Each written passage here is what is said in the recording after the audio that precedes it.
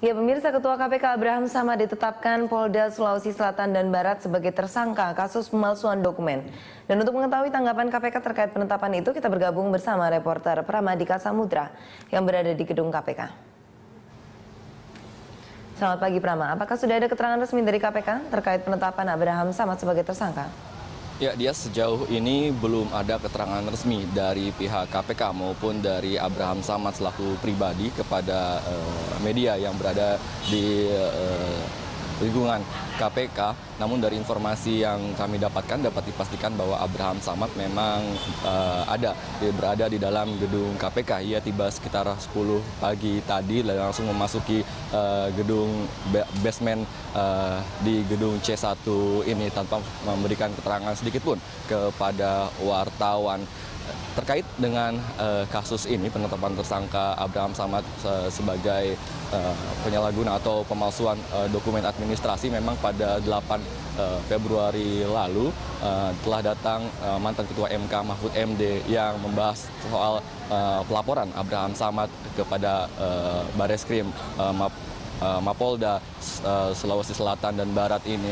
Ia mengatakan, Mahfud MD mengatakan bahwa seharusnya penegak hukum dapat membedakan dua kriminal, yaitu antara mala in se dan mala prohibita.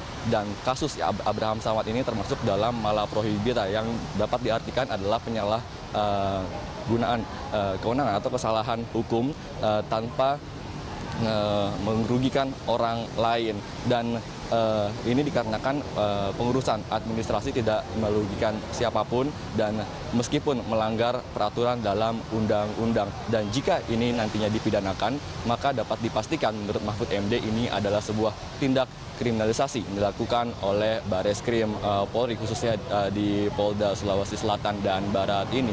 Dias. Iya, tentang mala prohibita memang sudah dikatakan oleh Mahfud MD ya, Prama ya. Apakah ada informasi untuk para rekan-rekan pers yang ada di KPK? Nanti akan ada konferensi pers yang diadakan oleh Johan Budi atau semacamnya di KPK? Ya, hingga saat ini memang belum ada kepastian kapan KPK akan melakukan konferensi pers maupun Abraham Samad secara pribadi akan berbicara kepada media di gedung KPK. Kami juga tadi sempat memberikan pesan singkat kepada juru bicara atau Deputi Pencegahan KPK Johan Budi terkait dengan kasus ini. Namun hingga saat ini belum ada balasan baik dari Johan Budi maupun seluruh pimpinan KPK lainnya termasuk Abraham Samad. Namun seperti biasanya memang dibutuhkan beberapa waktu untuk para pimpinan membahas hal ini, seperti pada sebelumnya penetapan tersangka Bambang Wijayanto dan juga yang lainnya memang membutuhkan beberapa waktu untuk nantinya pimpinan yang biasanya diwakilkan oleh Deputi Pencegahan Johan Budi melakukan konferensi pers di gedung KPK. Hingga saat ini dia bisa dikatakan memang situasi masih cukup normal di gedung KPK, di mana para karyawan bekerja seperti pada biasanya dan tidak ada perubahan yang cukup signifikan terkait dengan penetapan Abraham Samad sebagai tersangka di Polda Sulsel Barat ini. Namun yang membedakan adalah saat ini memang begitu cukup banyak para awak media yang menunggu kepastian terhadap tindakan apa yang selanjutnya akan dilakukan.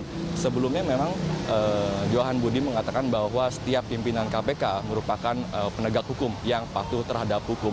Namun apakah pemanggilan Abraham Samad pada 20 Februari nanti atau pada Jumat nanti akan dipenuhi oleh Abraham Samad selaku Ketua KPK untuk memenuhi panggilan pemeriksaan tersebut, karena memang dikatakan sendiri bahwa ya, mereka meyakini ini merupakan kriminalisasi, namun di sisi lain mereka adalah penegak hukum yang taat hukum. Dan apakah nantinya Abraham Samad akan memenuhi panggilan tersebut, kita masih menantikannya di sini. Untuk sementara demikian, Dias.